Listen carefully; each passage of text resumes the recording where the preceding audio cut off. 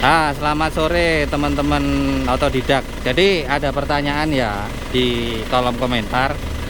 Mas, fungsinya tombol bulat di bawah minyak rem itu apa ya? Oke, kita langsung cek ya.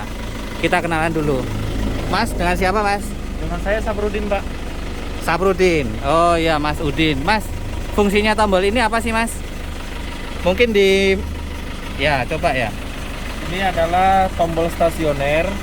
Ketika kendaraan sedang dingin, ingin dipanaskan, ini cukup diputar saja hingga pada RPM tertentu.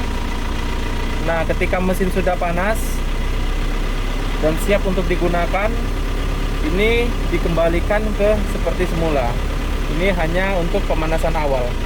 Ya, itu untuk ini ya, teman-teman, ngatur gasnya di awal. Jadi mau seberapa RPM-nya. Nah, kalau misalkan diputar ini, contoh ini misalkan diputar searah jarum jam, maka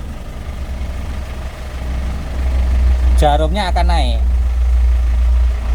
Nah, itu kalau kita lihat, dia di angka 1, kalau kita naikkan RPM-nya akan meningkat. RPM-nya akan naik. Nah, fungsinya itu. Kalau misalkan kita turunin lagi, ya dia akan stasioner. Nah, fungsinya untuk itu teman-teman. Nah, itulah. Itu fungsinya saat kendaraan Kita matikan masih aja Mas dingin. ya. Fungsinya itu saat kendaraan dia masih dingin, dia perlu dipanaskan hingga mencapai pada suhu tertentu. Nah, fungsinya ya ini dia untuk meningkatkan meningkatkan RPM mesin dan suhu mesin kerjanya lebih cepat. Ya, jadi fungsinya untuk naikin RPM lah Om. Itu sebenarnya bukan naikin RPM waktu dia jalan ya, tapi saat berhenti.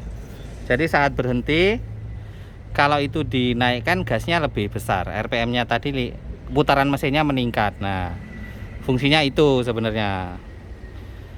Kira-kira itu. Nah, ini ya letaknya ya. Jadi kalau cara makainya ini, kalau misalkan diputer gini searah jarum jam, dia nanti akan ningkatin RPM. Kalau diputar sebaliknya, nah dia nurunin RPM-nya, akan turun.